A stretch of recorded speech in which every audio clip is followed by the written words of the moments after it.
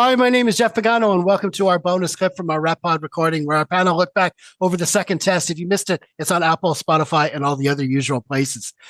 Well, since there's been a lot of chatter around the rugby sphere about the amount of Irish players in the Lions squad, the Leinster players in particular, once Hugo Keenan was confirmed to have scored the series clinching try, I'm pretty sure we're the podcast best place to offer a perfectly blue-goggled perspective on the rights and wrongs of the selection of so many players from the 24-25 URC champions. Seriously, though, we are planning to harp on the overall Irish contribution, mostly from a point of view that not only were the selection of our players justified, there are actually multiple Irish players who can consider themselves unlucky not to have been involved in the test squads.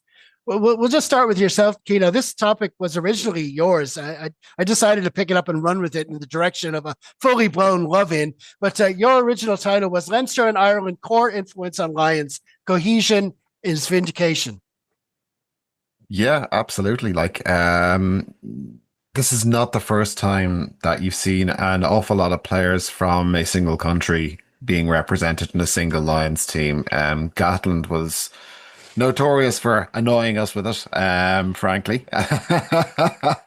But it goes back to the really successful English sides of the early 2000s as well.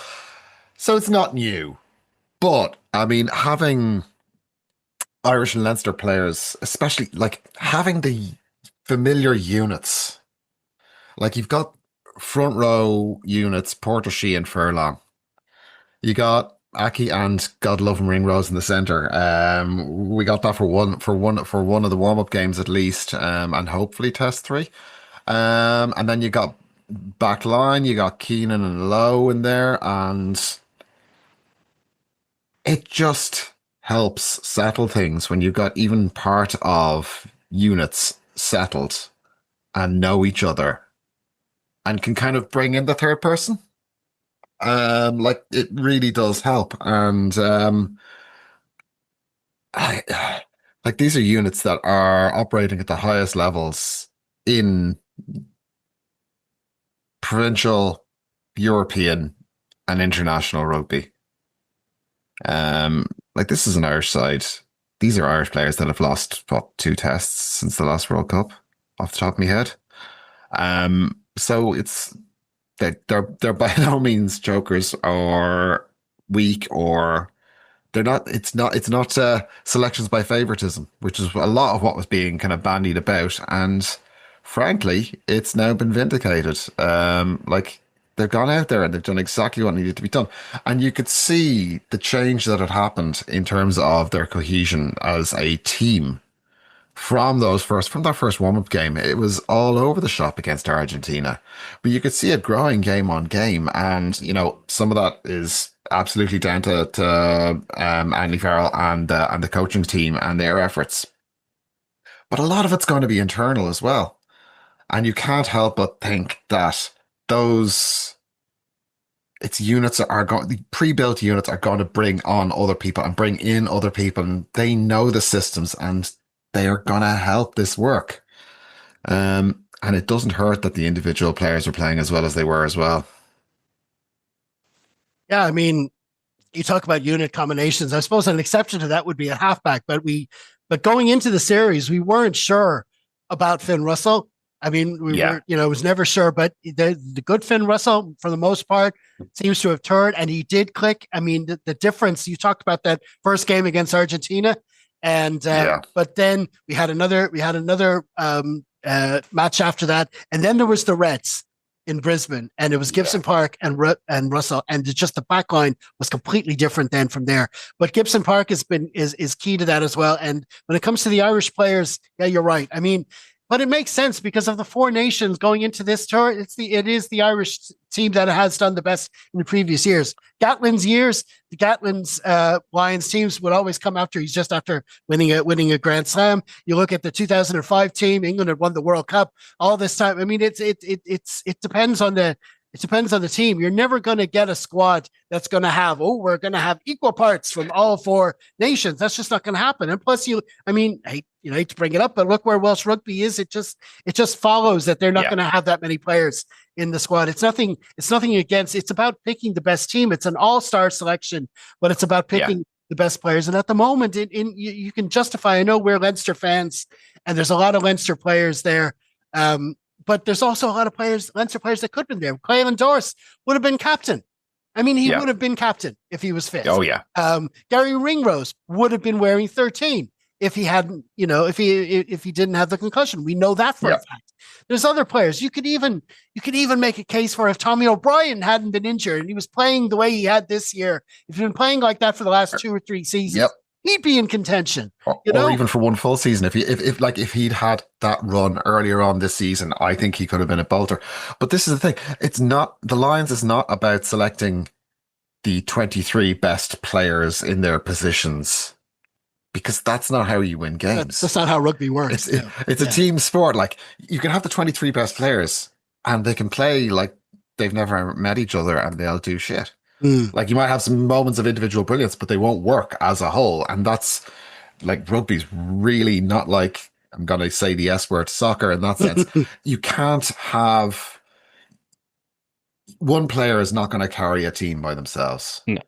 You have to have them working together. And that's one of the reasons why the halfback pairing worked so well, is that, yes, they're not, they're not players who played with each other before, but they actually complement each other's skill sets really, really nicely. Like, they both got brilliant vision and they kind of seem to have a good understanding of what the other person has spotted. Like, they both see stuff. They both know it's there. And it's like, okay, I know he's seen that, so he's going to whip it out there. I'll reload and be ready for, if it does go to ground, I can be the first receiver off that ruck. Like, you saw that happen literally like that more than once. And it was beautiful to watch, because then Finn was able to take it close to the line and be the carry, pass, kick threat that he can be. And it just worked wonderfully. Yeah. And if you take the counter example of what happens when you just go with really good players who've never played before, look at the AUNZ game. Like, that was a good team of players who'd never seen each other before, and the Lions swept them. Like, there's by no means was the AUNZ squad the weakest squad that the Lions faced. Not by some margin. There's plenty of those Super Rugby teams that would not, pound for pound, player for player, have matched up necessarily to that team.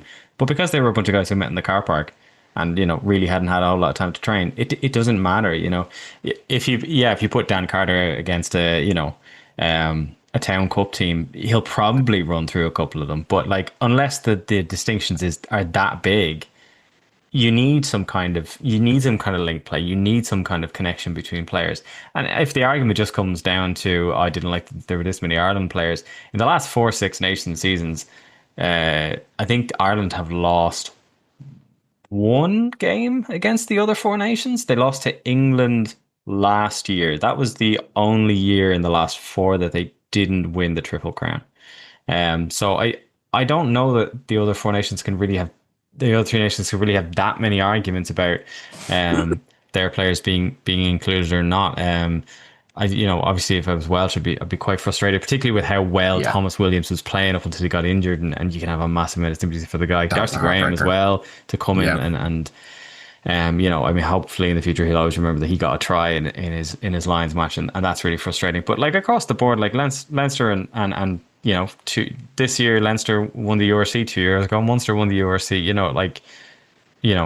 Glasgow are the only other team from the 4 nations who've won it, and they won it there in the middle. So, like, to see that many players represented, kind of, I don't think should have been that surprising. And I think it's really nice when you can have all these units. You can have your 2 centers, you can have that front row of Porter, Sheehan and Furlong. You can have Cheese and Joe McCarthy there in the second row, and then obviously his tour ended early as well. But then you can take a player like Elliot Daly, who maybe is not necessarily in any big unit, but he's just such a perfect utility player. You can just slot him in and go, whatever we need you to do, Elliot, you can do, and you'll fit into this team. That's kind of what the Lions is. You want the best, the skeleton of the best teams augmented by, if you could have anyone in your second row, who do you want? You put Maro Itoje in there. If you want to have anyone at 7, and for some reason Josh van der Fleer, his face didn't look good that morning, you go, put Tom Curry in there. Like, that's how these teams end up being made. It's most of the best players, and then you can supplement it with the guys who are lovely. I think if there was any complaints we were going to have, it's that we can't grab lads from further afield. I mean, if we paired Finn Russell up with Antoine Dupont, that might have been kind of fun. If we'd stuck, you know, Bielbury out on the wing, that might have been fun too. If we get the French involved, you know, more's the pleasure. But I don't think I'm we not could sure have how many Welsh players there would have been if we were able to select from France as well. I think we might have more problems. I don't know. I think then. Those two guys in the Jack, lion suits wouldn't have anything written on them at all. Yeah, but I think the players, particularly with Leinster winning the URC, I think, you know, Ireland winning the Triple Crown, you know, that you can always have arguments about positions, and I had players I would like to see included as well. I think Mac Hansen's been very unfortunate to be injured the whole time and not to be involved in the right wing, because he was showing some serious flair in the warm up games, but. It's horses for courses, you know. Gary Ringrose missed out the entire tour last time because he was injured all the way in the run up to it and couldn't show any form, and it's a real cruelty that he couldn't play in the test, and that I'd say it's unlikely he'll be able to play in the third one given the nature of his injury. But his loss is Hugh John's win, and I'd imagine Gary being the guy he is, he's pretty happy for Hugh, and Hugh John scored a try that ended up being decisive in this game. That's the kind of thing that happens. We'll pick the best players, knowing something's going to happen to some of them, and then, you know, the guys who are next up are going to be even more rapidly ready for it because of having missed out in the beginning. Yeah, I'm glad you mentioned Josh there, because I didn't want to go without pointing him out, because he was particularly unlucky to miss out. That's nothing against Tom Curry. That's nothing against Jack Morgan. It's nothing against Ben Earl. But and I forgot that there was one moment in that second test where we had a line out and went to the back, and they had Ty Byrne doing that role and the link roll, and he threw it back and it went to the ground. I mean, Josh can do that in his sleep. So Josh can pass like a scrum half, like. Absolutely. So, but he's really been working on it. Yeah, exactly. He's been working on his carry. Listen, I think what we're pushing up against here mostly is when we're talking about a Lions tour, we're going. It's you know, we're used to our Irish bubble, and it's the Irish media, and we're talking about the best Irish players, and the Irish team is doing well. But when you go into a Lions situation, we've got the English media involved, much bigger market. And I think it's almost the overwhelming weight of their need to just big up one or two English players here where they can get them into you hope, you know, if they can get them into the squad. So the narrative is kind of tainted that way. Whereas we know for this tour in particular, I think that these Irish players, that there's not only the Irish players who were justified to be there, but there's a whole lot more that could have been. And listen, we know it anyway. We just hope as always, our hope with these tour, not too many of them get injured. So when we get back to the real important rugby in November and beyond, that we have them available. So we're just going to see how that goes. Listen, as ever, if you have anything to say about whatever we're harping on, or indeed if you'd like us to feature something else on future pods, do let us know by way of comments. And while you're at us, sure, there's no harm in doing a bit of a liking, sharing, and subscribing too. Thanks for tuning into our latest video. Keep an eye out for our latest 80+ column on our Substack account this Wednesday. Thank you, lads. De nada. Thanks, Jeff. Thanks, Jeff.